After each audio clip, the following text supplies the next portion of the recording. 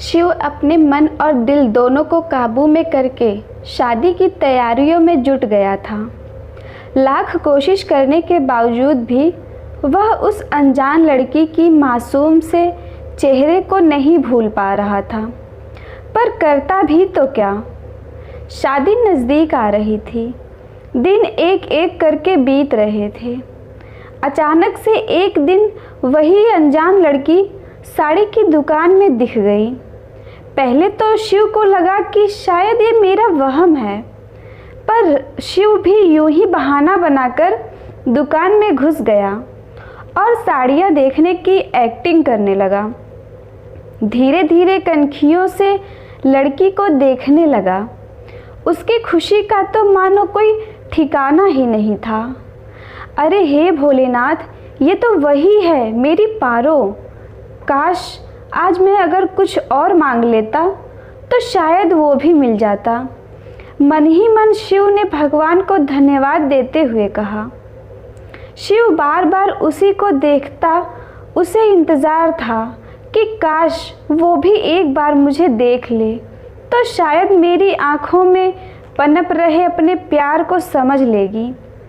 पर कहाँ, वो तो एक बार भी नहीं देखी। वो तो अपनी ही धुन में साड़ियों को देखने में मगन थी। आखिरकार इस बार तो शिव का दिल ही टूट गया था और खुद को कोसने लगा था। अरे मैं ही पागल हूँ जो उसके लिए न जाने अपनी कितनी रातें बर्बाद कर ली थी। मैं ही पागल हूँ जो उसके बारे में इतना ज़्यादा सोचता हूँ। पर अब नहीं, अब मुझे उसके बारे में नहीं सोचना। मैं भी अब अपनी होने वाली पत्नी के बारे में सोचूंगा, न कि उस लड़की के बारे में। लटके हुए मुंह से शिव घर वापस लौट आया और अपने कमरे में जाकर सो गया। सुमन को समझ आ गया था कि छोटू शिव आज परेशान है, पर क्यों? ये जानने के लिए सुमन भी शिव के पीछे पीछे पहुंच गई। ओए डफर, क्या हुआ? तू रो क्यों रहा है पागल? सुमन ने शिव को अपनी तरफ खींच कर पूछा। शिव, कुछ नहीं दी। सुमन, अच्छा कुछ नहीं दी, मुंह चिढ़ाते हुए बोली। मेरे थोबड़े पे पागल लिखा है जो तू मुझे बेवकूफ़ बना रहा है। बोल ना, क्या हुआ? अपनी बहन को नहीं बताएगा?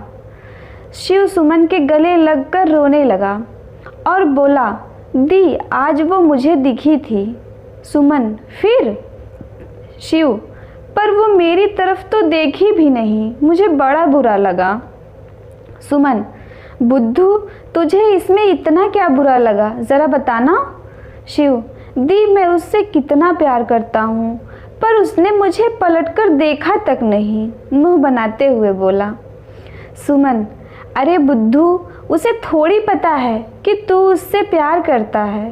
तू एक तरफा प्यार करके बैठा है तो उसमें उसकी भला क्या गलती?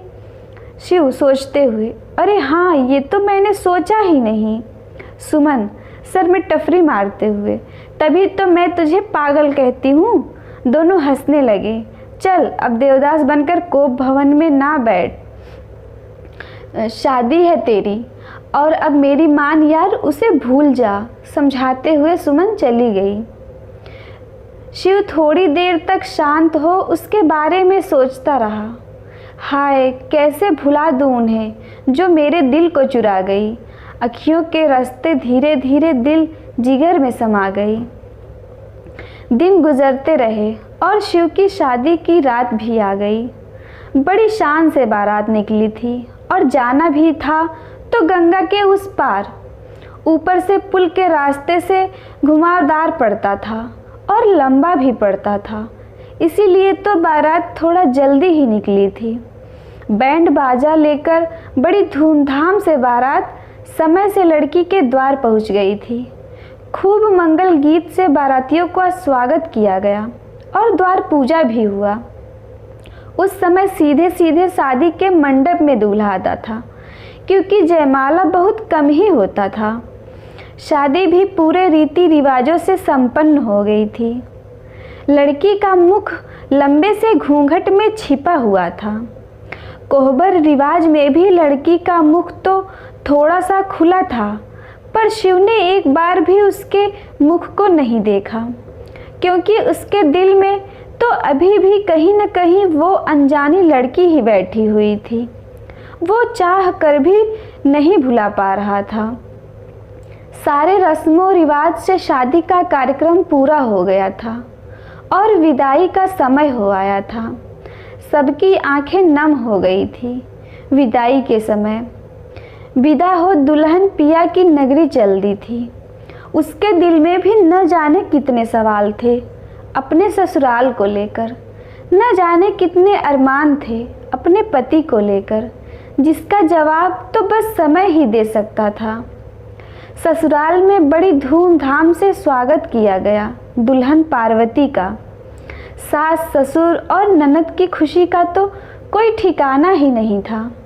आखिर क्यों न हो, नई नवेली दुल्हन जो आई थी, ऊपर से सुंदर भी इतनी कि चांद भी फीका पड़ जाए। पर शिव को तो इन सब से मानो कोई लेना देना नहीं था।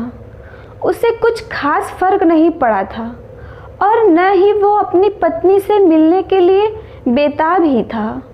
हाँ, पर सुनता ज़रूर था कि पार्वती, जो दुल्हन का नाम था, बड़ी ही खूबसूरत है। तो सोचता था कि होगी सुंदर, लेकिन उस लड़की से तो कम ही होगी। रात में दुल्हन के कमरे को माली को बुलाकर सजवा दिया गया था। और सजे भी तो क्यों ना, आज सिर्फ दो जिस्मों का ही नहीं बल्कि दो दिलों का मिलन था, दो आत्माओं का मिलन था। एक खास रात थी, या फिर यूँ कहें कि एक खास और बड़ी ही पवित्र रात थी, जिसका इंतज़ार हर नए जोड़े को होती है, क्योंकि ये एक खास लम्हा होता है जो पूरी ज़िंदगी हल्की सी गुदगुदी दे जाती है, उम्र चाहे जो भी हो। कमरे में हल्की कम रोशनी वाली गुलाबी लाइट लगी थी। पास में ही ढेर सारे लाल गुलाब का गुच्छा फ्लावर पॉट में सजाकर टेबल पर रखा हुआ था। चारों तरफ से हल्की हल्की चमेली और मोगरे की खुशबू भीनी भीनी आ रही थी। मैजिक कैंडल लगे हुए थे। बेड पर तो मानो फूलों की चादर बिछा हुआ था। आसमान के सारे तारे उस कमरे में भर दिए गए थे।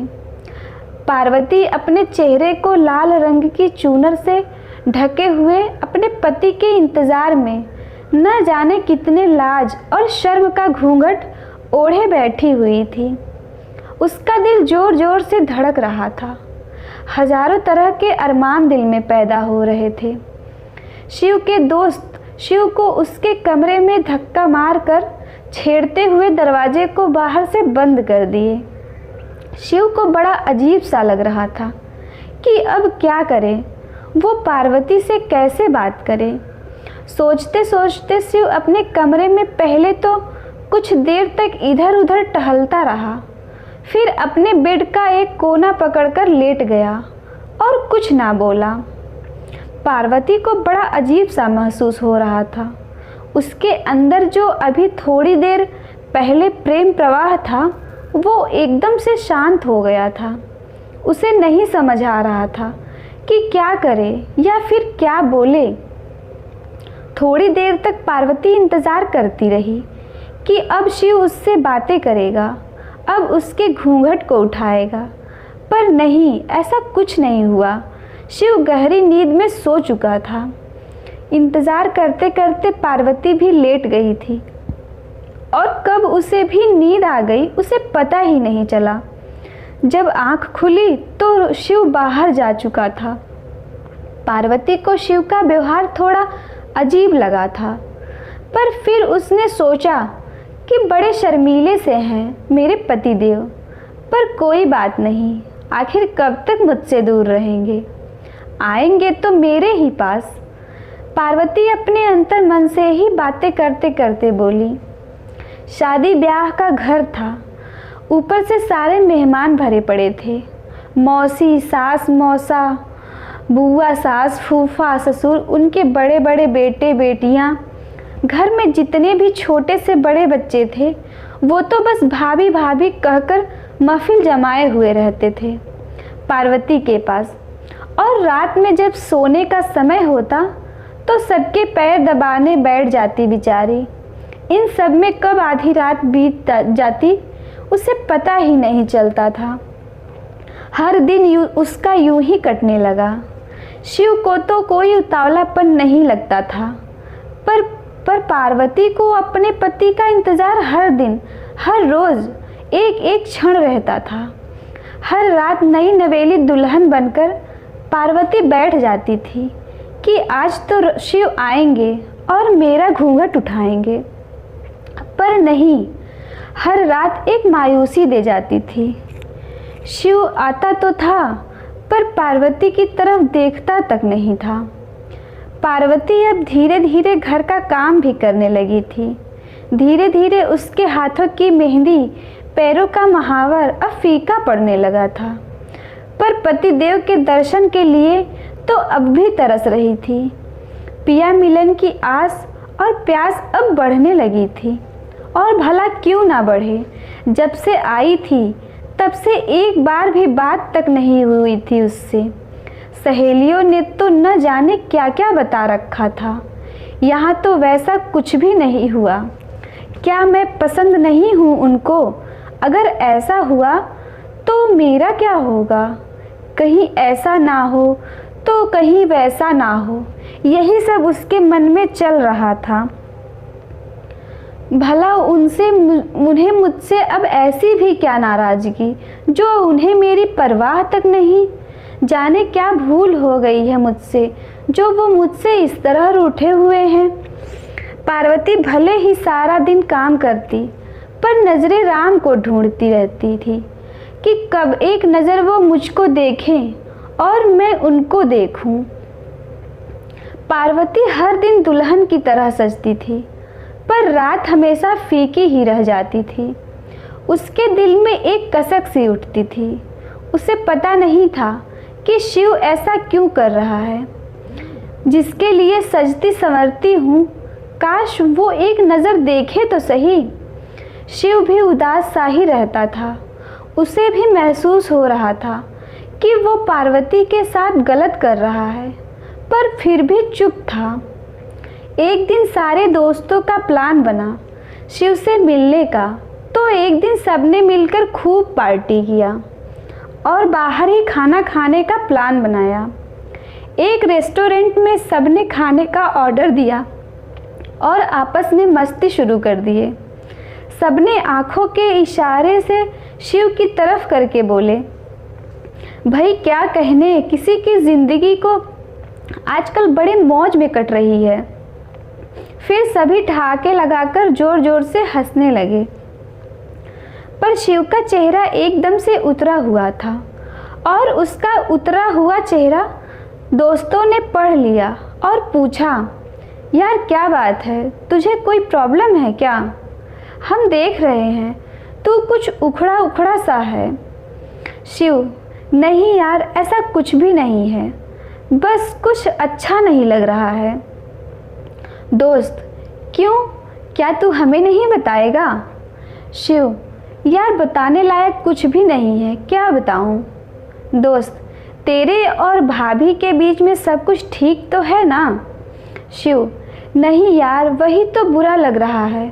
उस बेचारी के साथ मैंने अच्छा नहीं किया, बस वही सोच सोच कर बुरा लग रहा है। दोस्तों ने भी बड़े ही प्यार से समझाया, यार सच में तू अपने रिश्ते को एक मौका दे और आगे बढ़। भाभी बेचारी की क्या गलती है इन सब में? वो अपना घर बार परिवार सब तेरे लिए ही तो छोड़ कर आई है और तू ही उनके साथ बुरा बर्ताव कर रहा है। ये अच्छा नहीं कर रहा है तू। शिव ने भी सोचा, सही तो कह रहे हैं सब, मैंने न जाने कितनी बार उसका दिल तोड़ा है, पर आज से मैं उसकी सारी शिकायतें दूर कर दूंगा और माफ़ी मांग लूँगा। मन ही मन शिव ने खुद से ही वादा किया। रात में शिव घर वापस आया तो सबसे पहले अपने कमरे में गया और ध्यान से कमरे को देखने लगा और फिर से बाहर चला गया। इधर पार्वती रोज़ हर रोज़ की तरह खाना बनाकर सबको खाना खिलाकर किचन को साफ करने में लगी हुई थी और मन ही मन खुद से ही बातें कर रही थी कि बस अब और नहीं बर्दाश्त करूँगी। आज तो मैं हिम्मत करके इनसे कह दूँगी कि आपको अब घर में भी सोने की क्या ज़रूरत है, कल से आप बाहर ही सो जाइएगा, घर में आने की क्या ज़रूरत है। खुद ही बड़बड़ाते हुए बोली। शिव थोड़ी देर में वापस आया तो हाथों में गुलाब के फूलों का बड़ा सा गुलदस्ता था। उसको सूंघते हुए अपने कमरे में जा ही रहा था कि उसने महसूस किया कि किचन में बर्तन आज कुछ ज़्यादा ही ज़ोर ज़ोर से बज रहा था। शिव ने थोड़ा सा रुककर धीरे से खिड़की से झांक कर देखने लगा तो देखता है कि पार्वती जल्दी जल्दी बर्तन धुल रही थी और कुछ बड़बड़ाए जा रही थी। शिव ने देखा पार्वती के बाल खुले हुए थे जो कमर तक नागिन की तरह लहरा लहरा कर अपनी खुशी बयां कर रहे हो। शिव के मुंह से निकल पड़ा, वाह क्या बाल है। अब शिव पार्वती को देखने के लिए लालायित हो रहा था, पर पार्वती की पीठ उसकी तरफ थी जिसकी वजह से वो उसका मुख नहीं देख पा रहा था। उसने सोचा चलो कोई ना, आज तो वो पार्वती से माफ़ी मांगकर सारी दूरियां मिटा दूंगा। सोचकर मुस्कुराते हुए फूलों को सूंघते हुए अपने कमरे में चला गया। आज शिव ने अपने कमरे को अपने हाथों से सजाया था और बड़ी बेसब्री से पार्वती का इंतज़ार करने लगा। पर आज का इंतज़ार शिव के लिए मुश्किल हो रहा था। आंखें दरवाजे पर टिकाए पार्वती की राह देख रहा था। आज पार्वती शांत थी, उसे तो किंचित मात्र भनक भी नहीं थी कि आज शिव उसका इंतज़ार कर रहा है। पार्वती ने अपना सारा काम खत्म किया और अपने कमरे में आई तो देखती है कमरे में अंधेरा था। उसमें लाइट ऑन किया तो छोटी सी हल्के रंग की गुलाबी लाइट जल गई। पार्वती को अजीब सा लगा। फिर उसने फ़ैन ऑन किया तो मानो उसके ऊपर फूलों की बारिश होने लगी थी। पार्वती घबराकर जल्दी जल्दी से सारी लाइटें ऑन करने लगी। सारी लाइट जल गई थी तो पार्वती को लगा कि सपना देख रही है वो। आज पार्वती न सजी थी न संवरी थी, बाल खुले हुए थे। आज तो सर पर पल्लू भी नहीं रखी थी। और जब शिव ने पहली बार पार्वती को देखा तो वो आश्चर्यचकित हो गया था। सहसा उसका मुख खुला का खुला रह गया था। पार्वती भी शिव को देखकर हैरान हो गई थी। बस दोनों एक दूसरे को निहार रहे थे, मानो दोनों अब इस दुनिया में है ही नहीं, इस कदर एक दूसरे में खो गए थे। पार्वती ने कहा, अरे मुख बंद करिए, मक्खी घुस जाएगी, कहकर बेड की तरफ बढ़ गई तो क्या देखती है, फूलों से लिखा हुआ था, आई एम सॉरी। पार्वती ने मन ही मन सोचा कि हे भगवान, ये तो इतने अच्छे हैं और मैं न जाने क्या क्या सोच ली थी। अब क्या कहूँगी इनसे मैं। इसी उधेड़ बुन में अपनी साड़ी के आंचल के छोर को बस रगड़ रही थी। शिव को तो मानो अपनी आंखों पर विश्वास ही नहीं हो रहा था कि ये तो वही है मेरी पारो, मैं जिसके लिए पागल सा हो गया था। वो मेरे ही घर में मेरी ही पत्नी बनकर आई थी और मैं बेवकूफ़ नहीं जान पाया कैसा प्यार है मेरा। शिव की खुशी का ठिकाना नहीं था। उसे लग रहा था कि खूब नाचे, गाए, चिल्लाए, क्या करे। सहसा बोल पड़ा, पारो, पारो, ये कौन है जी? आंखें छोटी करके नाक सिकोड़ते हुए पार्वती बोली। शिव, तुम खुद पर काबू करते हुए, मेरा मतलब है पार्वती का शॉर्ट पारो। पार्वती, जी अच्छा, कहते हुए शर्मा गई। शिव ने पार्वती का हाथ पकड़कर बेड पर बैठा दिया। पार्वती तो मारे शर्म के नीचे देख रही थी। राम ने अपने दोनों हाथों को जोड़ते हुए घुटने पर बैठकर कहा, माफ़ कर दो मुझे पार्वती, मैंने तुम्हें वो प्यार और इज्जत नहीं दिया जिसकी तुम हकदार थी। पार्वती, अरे नहीं नहीं, आप ऐसा क्यों कहते हैं? अब और मुझे शर्मिंदा मत करिए। शिव ने सारी लाइट बुझा दी। बस अब कमरे में हल्की हल्की गुलाबी रोशनी ही बची हुई थी। शिव और पारो आज ढेर सारी बातें करने लगे थे। दोनों एक दूसरे से थोड़ी सी दूरी बनाकर बैठे हुए थे और हजार तरह की बातें कर रहे थे। बीच बीच में शिव पार्वती को हंसाने के लिए कुछ न कुछ मस्ती भरी बातें करता और पार्वती खिलखिलाकर हंसने लगती थी। शिव ने धीरे धीरे अपनी दूरी को और कम किया। फिर अब तो एकदम से पास आ गया और पार्वती के हाथों को अपने हाथों में लेकर चूमने लगा, मानो पार्वती की सहमति को समझने की कोशिश कर रहा हो।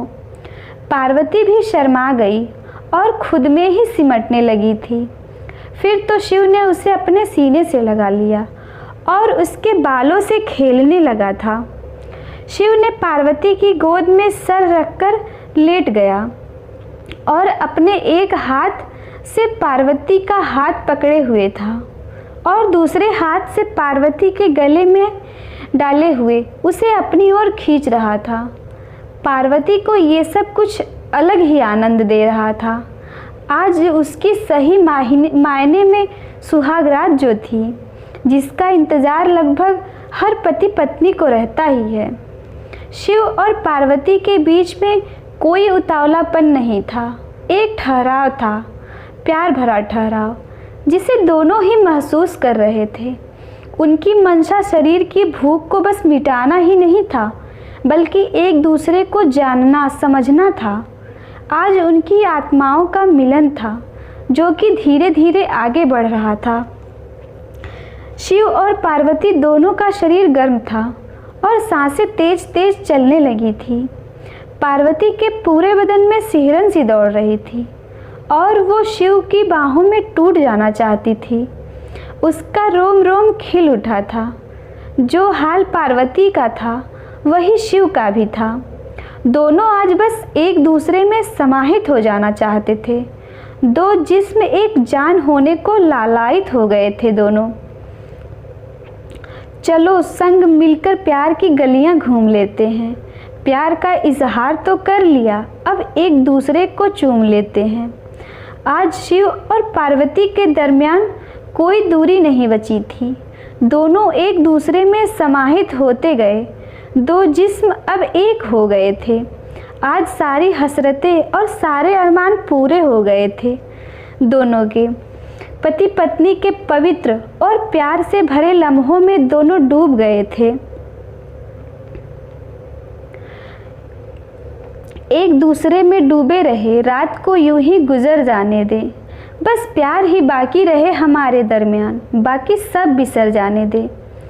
पार्वती और शिव अब प्यार के पंख लगा प्यार भरे आसमां में उड़ रहे थे। शिव बाहर भी जाता था काम से तो कई तरह के बहाने बना वापस लौट आता और आते ही पार्वती को अपनी बाहों में घेर लेता था।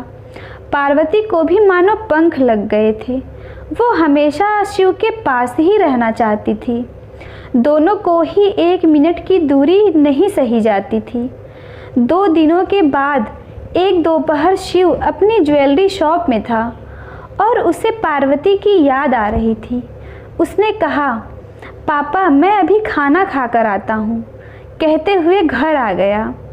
अपनी बेचैन नज़रों से पार्वती को घर में इधर उधर देखा तो किचन में वो काम कर रही थी।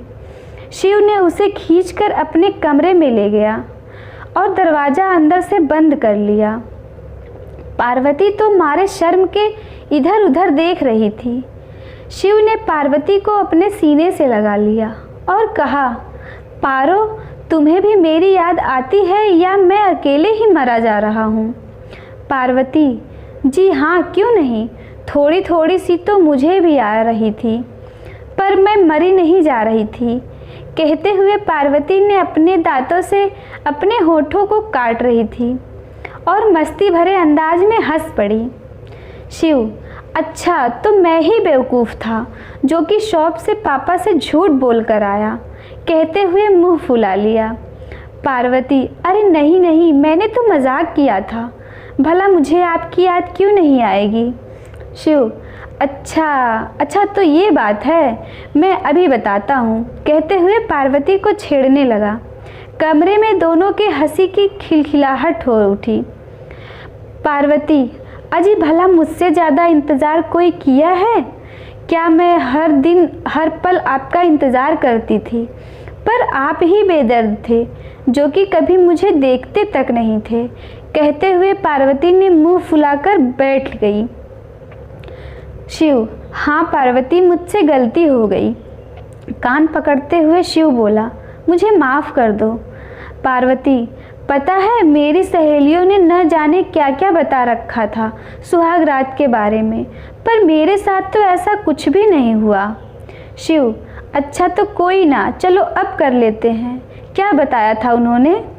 पार्वती, अब क्या, हमारी सुहाग रात तो बीत गई। शिव, नहीं पारो, पति पत्नी के बीच प्यार है तो हर दिन कीमती है। शिव और पार्वती दोनों एक बार फिर से प्यार के समंदर में डूब जाने के लिए बेताब थे कि दरवाज़ा ज़ोर ज़ोर से बजने लगा। शिव ने हैरानी से पूछा, अब कौन होगा? देखता हूँ, कहते हुए बाहर आ गया और देखा कि अरे दादी बुआ, आप आज आई हैं, शादी में क्यों नहीं आई? शिव ने बड़े हक से पूछा। दादी बुआ, अरे अरे अभी सांस तो लेने दे और अपनी माँ को बुला। शिव ने माँ माँ देखो दादी बुआ आई हैं, माँ को आवाज़ लगाते हुए कहा। तब तक शिव की माँ रत्ना बाहर निकली, सर पर पल्लू रखते हुए। अरे जीजी, आप कब आई? पैर छूते हुए बोली। दादी बुआ नाक सिकोड़ते हुए, अरे अभी अभी तो आई हूँ मैं, दिख नहीं रहा है क्या? आंखें तो ठीक है ना? ताना मारते हुए कही। रत्ना, अरे नहीं नहीं जीजी, आप शादी में नहीं आई ना? दादी बुआ, हाँ तो अब आ गई, तुम्हें तो पता ही है फूफा जी की तबीयत ठीक नहीं रहती है तो नहीं आ पाई, पर भला तुम्हारी बहू को बिना देखे कैसे रह लूँ? अभी माँ और दादी बुआ आपस में बात कर रही थी कि शिव ने फटाफट मीठा और पानी ले आया और अपने कमरे में चला गया। कमरे में पार्वती अभी भी राम का इंतज़ार कर रही थी और बोली, अजी कौन है? शिव, अरे वो मेरे पापा की बहन हैं, शादी बुआ जी हैं, शादी में नहीं आ पाई थी इसलिए अब आई हैं, बड़ी बातूनी है दादी बुआ, पीछा छुड़ाकर मैं तो भागकर तुम्हारे पास आ गया। कहते हुए शिव ने पार्वती के गुलाबी गुलाबी गालों को दबाया। शिव पार्वती की जुल्फ़ों से खेलने लगा। अभी दोनों प्रेमी युगल एक दूसरे को गले ही लगाए कि फिर से ज़ोर ज़ोर से आवाज़ें आने लगी। इस बार आवाज़ माँ की थी, जो कि पार्वती को बुला रही थी। पार्वती, पार्वती, सुनाई नहीं देता क्या? बाहर आओ।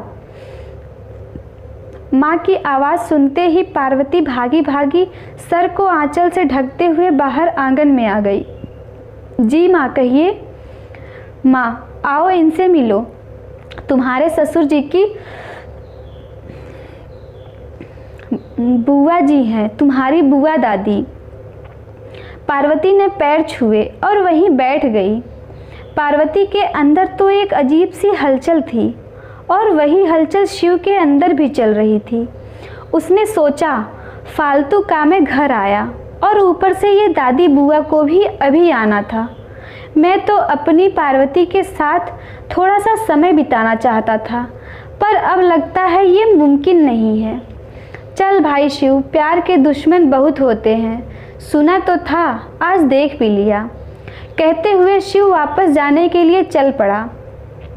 बाहर आंगन में एक नज़र पार्वती को देखा, मानो नाराज़गी जता रहा हो और कह रहा हो कि बाद में छोड़ेगा नहीं। पार्वती भी शिव को यूं देख मुस्कुरा रही थी। पार्वती से दादी बुआ ने पूछा कि बहुरिया, परिवार में कौन कौन है? पार्वती, जी पापा, भैया और भाभी। दादी बुआ, माँ? पार्वती, सगी माँ नहीं है, सौतेली माँ है। दादी बुआ, सब काम कर लेती हो ना? पार्वती, जी बुआ जी, सब कुछ आता है।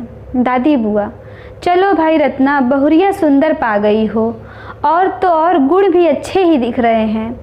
दादी बुआ ने पर्स से 500 रुपये पकड़ा दी पार्वती को और बोली, मुंह दिखाई है, बहुरिया रख लो। पार्वती भी जी कहकर पैसे ले लेती है और सास को दे देती है और नाश्ता तैयार करने किचन में चली जाती है। रत्ना और दादी बुआ अपने में ही बात करने में लग गई। पार्वती काम करते करते मन ही मन दिन के वाक़ये को याद करके खुश हो रही थी। शिव भी काम तो कर रहा था, पर मन पार्वती पर ही अटक गया था। उसे हर तरफ सिर्फ पार्वती ही दिख रही थी। पार्वती का स्वभाव थोड़ा सा चुलबुला था और मस्ती मजाक किया करती थी। किसी को उसकी मस्ती पसंद आती तो किसी को नहीं भी, पर पार्वती ऐसी ही थी। शिव ज़्यादा बातूनी नहीं था और मस्ती मजाक भी कम ही पसंद करता था, गंभीर स्वभाव का था। दिन तो बस काम धाम में जैसे तैसे निकल गया। पार्वती को आए भी तो अभी कुछ ही दिन हुए थे, तो घर में भी पास पड़ोस का आना जाना लगा ही रहता था। आज पार्वती ने पीले रंग की साड़ी पहनी हुई थी और माथे पर पीली बिंदिया तो खूब जच रही थी। हाथ में पीले रंग की चूड़ियाँ उसकी गोरी गोरी कलाई की शोभा बढ़ा रही थी, और तो और गुलाबी गुलाबी होठों पर गुलाबी लिपस्टिक का तो क्या ही कहना, उसकी सुंदरता में 4 चांद लगा रही थी। ऐसा लग रहा था कि जैसा नाम था वैसा ही उसका रूप और सौंदर्य था। मांग में लाल रंग का दमकता हुआ सिंदूर, मानो आसमान के तारे उसके मांग में एक साथ सज गए थे। आज पारो पूरी शिद्दत से तैयार थी अपने देवदास को दीवाना बनाने के लिए। आज तो ऐसा लग रहा था कि स्वर्ग से साक्षात कोई अप्सरा उतर आई हो। पर अब उसे इंतज़ार था तो बस उस पल का, जब उसके पिया जी की एक नज़र उस पे पड़े तो पारो का ये श्रृंगार पूरी तरह से सफल हो। शाम को भी पार्वती अपने किचन में सबकी पसंद के अनुसार खाना बनाने में जुट गई थी और साथ साथ शिव का भी इंतज़ार कर रही थी। एक मंद मंद मुस्कान उसके होठों पर बार बार आ जा रही थी, जिससे उसके मन के भाव साफ साफ पता चल रहे थे। आज तो उसे दिन भी बिताना जैसे मुश्किल सा लग रहा था। शरीर भले ही यहाँ था, पर दिल तो अपने शिव के पास ही था।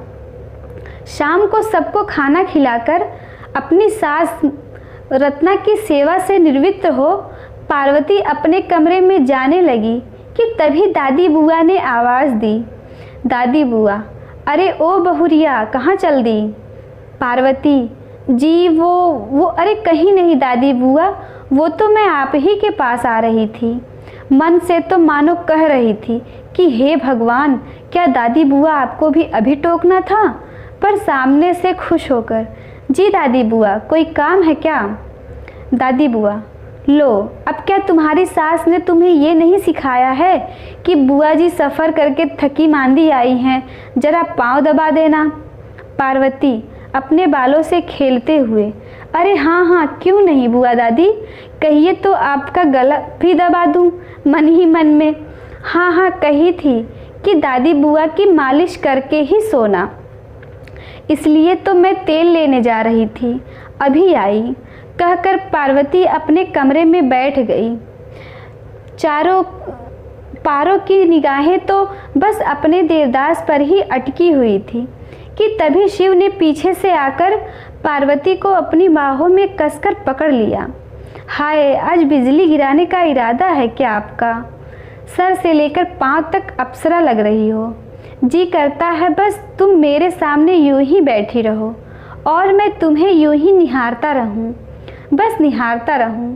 शिव ने पार्वती की खुली हुई जुल्फों से खेलते हुए कहा। शिव ने पार्वती के कंधे को चूमते हुए कहा, अरे ना बाबा ना, फिर तो मैं आपको दोबारा कहाँ ढूंढूंगी? शिव, मतलब? पारो, वो आप मेरी आंखों में जो डूब जाएंगे ना, फिर तो दोनों ही हंसने लगे। पारो, हाँ, शर्माते हुए, सोचा तो मैंने भी यही था, पर लगता है शायद आज दादी बुआ ही मुझ पर बिजली गिरा देंगी। शिव हंस पड़ा था पारो की बात से। उसने कहा कि तुम अभी कब तक फ्री होगी? पार्वती, अरे अब क्या ही बताऊं, ये दादी बुआ भी न रोक ली थी और अभी बुलाई हैं पाँव में मालिश करने के लिए। खिसियाते हुए पार्वती बोली, यार आज तो मेरा मन ही नहीं हो रहा है कि तुम्हें जाने दूं। पारो, मन तो मेरा भी नहीं कर रहा है, पर जाना तो पड़ेगा ही ना। आंखें गोल गोल घुमाते हुए मस्ती में बोली। शिव, चलो भाई, आज तो हमारे प्यार की दुश्मन दादी बुआ ही बनी हुई हैं, पर यार जल्दी आना।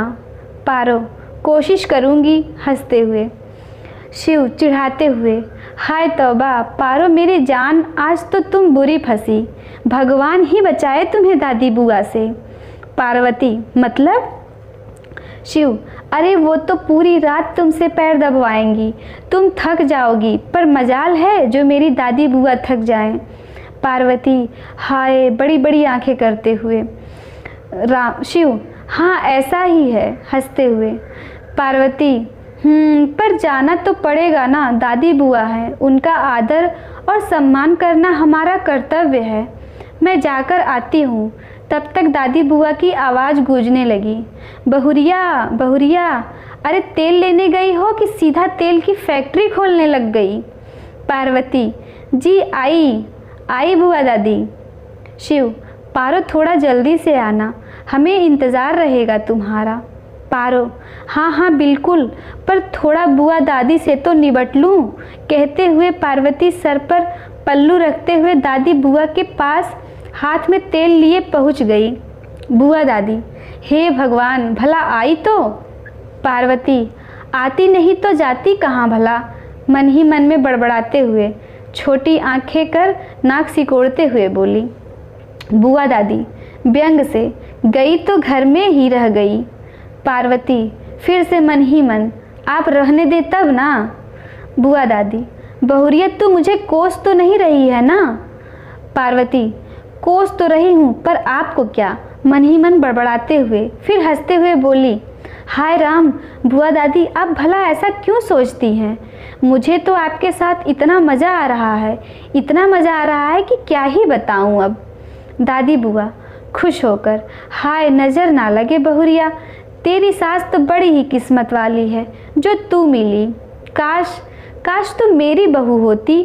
पार्वती, नहीं भगवान, ऐसा जुल्म ना करना मुझ पर, नहीं तो तेरा क्या होगा पर्वतिया वाला हाल हो जाएगा। अरे कहाँ खो गई बहुरिया? तेरे हाथ में तो दम ही नहीं है, जरा तेज तेज मालिश करना। पार्वती, कहे तो पाँव ही तोड़ दूँ, खुद ही से बोली। अरे हाँ दादी बुआ, है ना, बहुत ही दम है।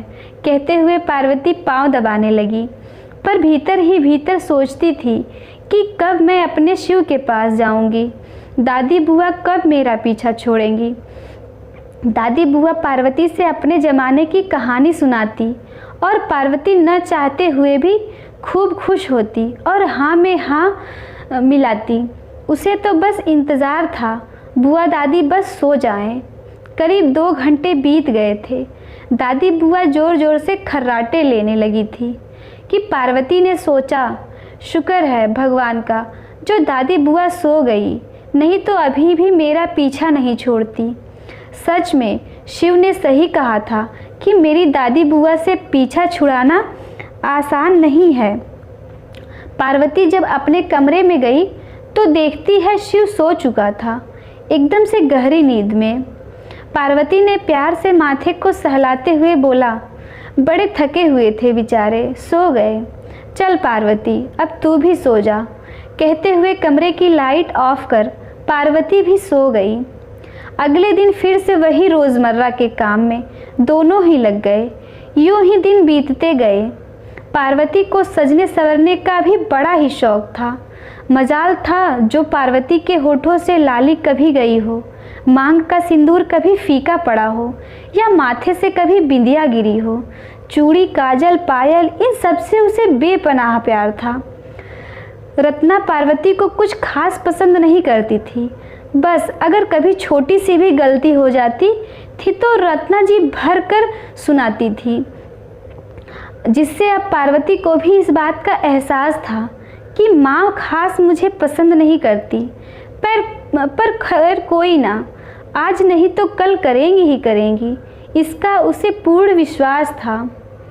शिव और पार्वती हर नव दंपति की तरह एक दूसरे से प्यार करते थे। दोनों ही एक दूसरे के सुख और दुख का ख्याल रखते थे।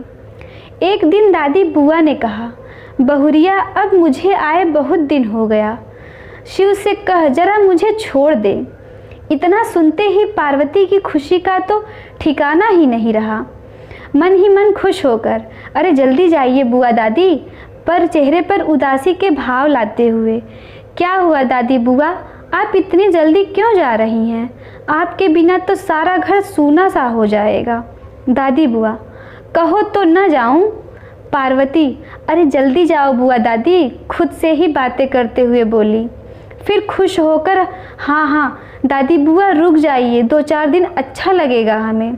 बुआ दादी, नहीं नहीं बहुरिया, बहुत दिन तो रह ली, फिर आऊँगी जल्दी ही, उदास ना हो मेरे बिना।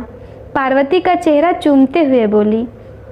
पार्वती अंदर ही अंदर तो इतनी ज़्यादा खुश थी, पर बाहर से, हाँ बिल्कुल आइएगा दादी बुआ, हमें आपका इंतज़ार रहेगा, कहते हुए गले लग पाँव छू आशीर्वाद लेती है। दादी बुआ सदा सुहागन रहो का आशीर्वाद देते हुए चली जाती है। पार्वती का स्वभाव बच्चों की तरह था, किसी की बात को वो जब कभी भी दिल पर नहीं लेती थी, चुलबुली सी थी, जिसकी वजह से शिव उससे और भी ज़्यादा प्यार करता था। पर इतना प्यार होने के बावजूद भी क्यों शिव ने पारो को वनवास दे दिया, ये हम जानेंगे अगले भाग में। कहानी अच्छी लगी हो तो प्लीज़ लाइक करें, शेयर करें और चैनल पर नए हैं तो चैनल को सब्सक्राइब करें। धन्यवाद।